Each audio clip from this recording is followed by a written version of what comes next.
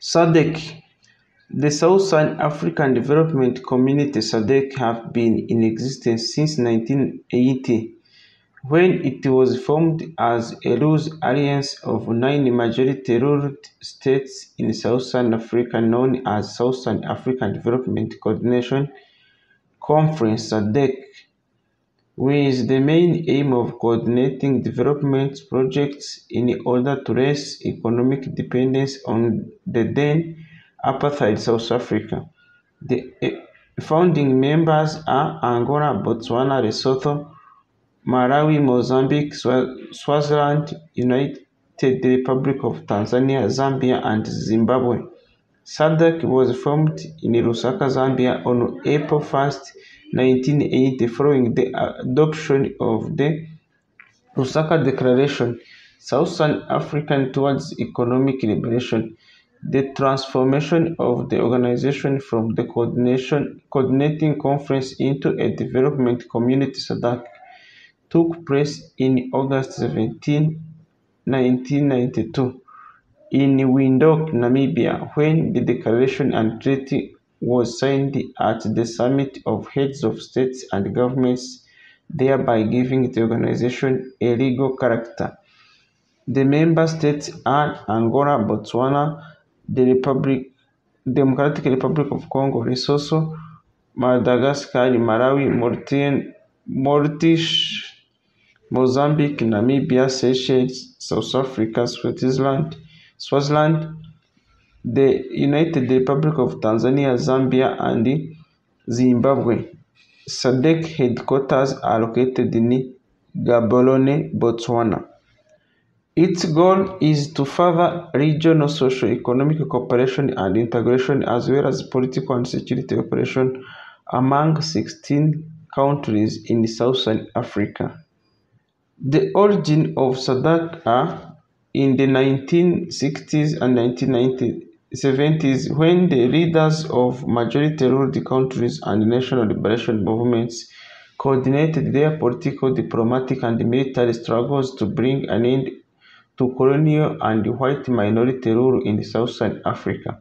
The immediate forerunner of the political and society cooperation leg of today's SADC was the Informal Frontline States grouping. It was formed in 1980.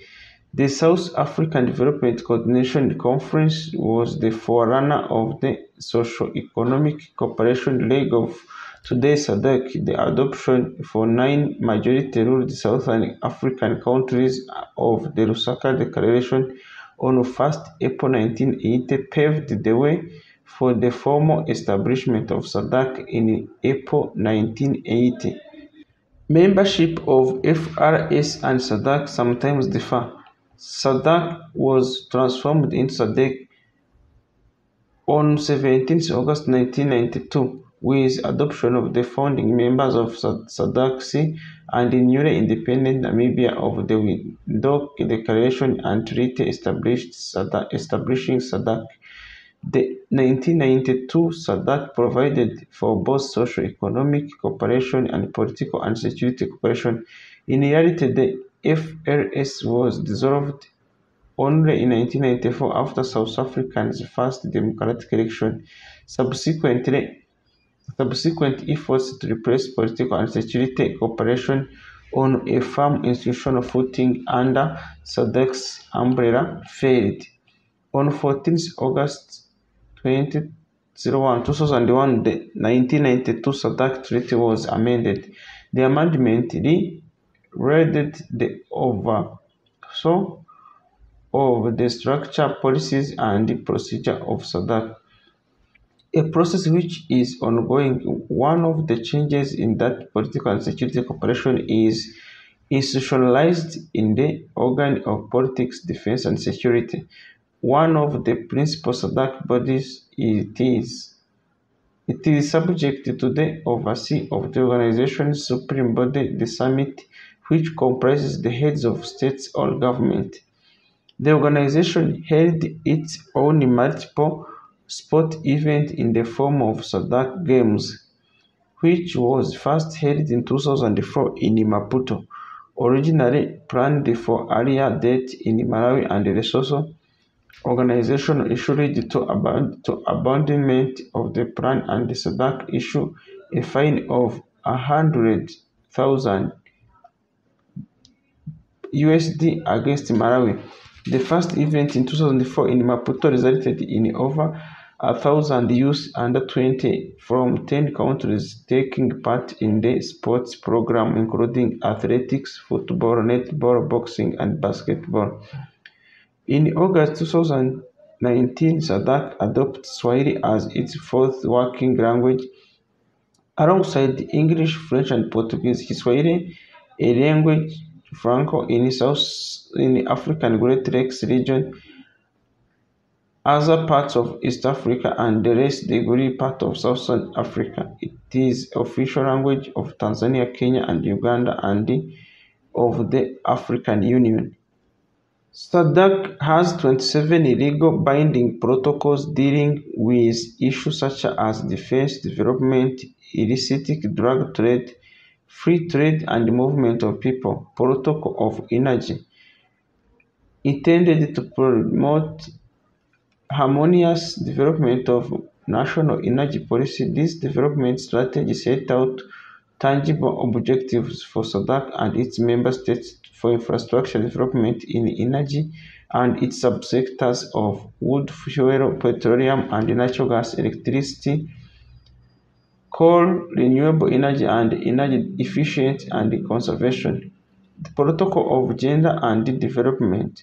Member states are urged to accelerate implementation efforts towards the achievements of concrete and transformative changes in the lives of women and girls in the region. His Excellency President Mutharika also expressed concern on the escalating incidents of gender-based violence in the region, especially those perpetrated against women and girls, and used this occasion to sign a commitment to end the child marriage, a part of AU campaign to end child marriages in Africa. Protocol on Politics, Defense and Security Cooperation 2001, intended to foster regional security and defense cooperation, promote peace, political stability, and conflict management. The protocol initiated also an institutional reform of the SADC's Organ of Political Defense and Security, OPDS. The SADC Free Trade Area was established in August 2008 after the implementation of SADC Protocol on Trade in 2000 laid the foundation for its formation. Its original members were Botswana, Lesotho, Madagascar, Maltese, Mozambique, Namibia, South Africa, Eswatini, Tanzania, Zambia, and Zimbabwe, with Malawi and Seychelles joining later. Of the 15 SADC member states, only Angola and Democratic Republic of Congo are not yet participating. However, Angolan Trade Minister Van Don Jr. said in Rwanda that his ministry is working to create conditions for Angola's accession to the SADC Free Trade Area in 2019. The SADC Custom Union is scheduled to be established by 2010, according to SADC's Regional Indicative Strategy Development Plan. It is likely to become reality in the near future.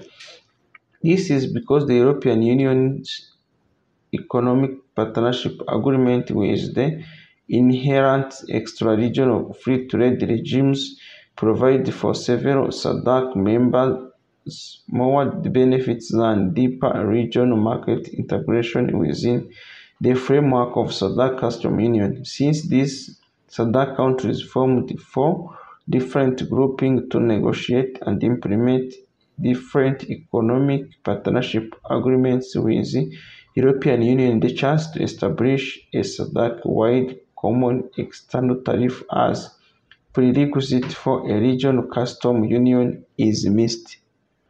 On Wednesday, 22nd October 2008, SADC joined the Common Market for Eastern and Southern Africa and East African Community to form the African free trade zone, including all members of each of the organization. The leaders of the three trading blocs agreed to create a single free trade zone, African Free Trade Zone, consisting of 26 countries with a GDP of estimated 624 billion USD, estimated 382.9 billion pounds. It is hoped the African Free Trade Agreement would ease access to markets within the zone and end problems arising from the fact that several of member countries belong to multiple groups. The Free Trade Zone effective has been more than 100 years in making, a trade zone spanning the whole African continent from Cape to Cairo, and envisioned by SADC lords and other British imperialists in the 1890s. The only difference is that the African Free Trade Zone is creation of independent African countries. The idea is a free trade zone spanning the whole continent from the Cape to Cairo, Cape Town in the Republic of South Africa to Cairo in Egypt. In addition to eliminating duplicative membership and the problem member states also participating in other regional economic cooperation schemes and regional political and security cooperation schemes that may compete with or undermine each other. The African Free Trade Zone further aims to strengthen the bloc's bargaining power when negotiating international deals. Pursuant to the SADC goal of more integration, Botswana and Namibia signed an agreement in February 2023 allowing citizens to travel between the two countries using only identity cards, with passports no longer being needed. Botswana has held talks with Zimbabwe to achieve a similar deal and expects to open talks with Zambia. SADC countries face many social development, economic, trade, education, health, diplomatic, defense, security, and political challenges. Some of these challenges can't be tackled effectively by individual members.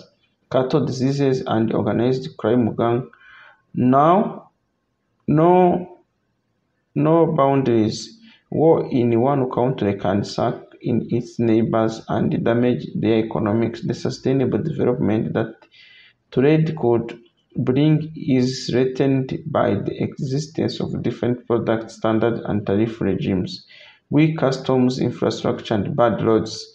The socio-economic and political and security cooperation aims of SADC are equally wide-ranging and intended to address the various common challenges. One significant challenge is that member states also participate in other regional economic cooperation schemes and regional political and security cooperation schemes that may compete with the undermined SADC's aim. For example, South Africa and Botswana both belong to South Africa Customs Union. Zambia is a part of Common Market for Eastern and Southern Africa, and Tanzania is a member of East African Community. According to Human Rights Watch, SADC has been criticized for its laxity on making human rights compliance within its member states a priority. The organization has 6 principal bodies. The summit, comprising heads of states or heads of government, organ of politics, defense and security, council of ministers, SADC tribunal, SADC national committees, secretariat, except for the tribunal based in Windhoek, Namibia. SNCs and secretary decision-making is by consensus. Chairman, SADC chairman. In 2007-2008 from Zambia, Levi Mwanawasa. 2008-2009 from South Africa, Kagmaleno Matreth. 2009-2010 Republic of Congo, Democratic Republic of Congo, Joseph Kabila. 2010-2011 Namibia, Pohamba Filikepunye. 2011-2012 from Angola, Jose Eduardo Santos. 2012-2013, Armando Guezuba from Mozambique. 2013 to 2014, have Lucy Banda of Malawi. Then switched to Peter Mutharika from May to August 2014. Zimbabwe, Robert Mugabe in 2014 to 2015. Botswana, Ian Khama from 2015-2016. From 2016-2017, Eswatini, King Moswati III. 2017-2018, South Africa, Jacob Zuma replaced by Cyril Ramaphosa. From 2018 to 2019, Namibia, Hage Geingob. From 2019 to 2020, John Magufuli of Tanzania. From 2020 to 2021, Philip Nyusi of Mozambique. From 2021 to 2022, Lazarus Chakwera from Malawi. And from 2022 to 2023, Felix Tshisekedi from Democratic Republic of Congo. Some of executive secretaries include Namibia's Kaire Bwende, 1994 to 2000, Prega Ramsamy from 2000 to 2005 from Mauritania,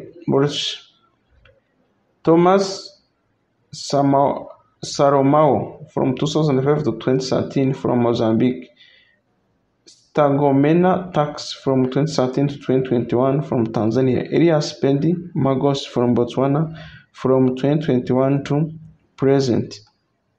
Thank you very much for being with us. Today we have focused about SADC with motto towards a common future. With its headquarters in Gaborone and largest city Kinshasa, working language English, French, Portuguese, and Swahili. Its type is intergovernmental with 16 members. Currently, leader is head of the summit Felix Tshisekedi, Council Chairman Christophe Rutundura, SADC PSF Chairman, PF Chairman Abdul Amin, Tribunal President Ariranga Pire, and Executive Secretary Elias Pende Magos. Legislature, SADC Parliamentary Forum. Establishment as SADCC, April 1st, 1980, as SADC, August 17, 1992. Total area, 9,672,702 square kilometers. Estimated population, 363 million. Thank you very much for being with us and see you in other upcoming videos. Bye.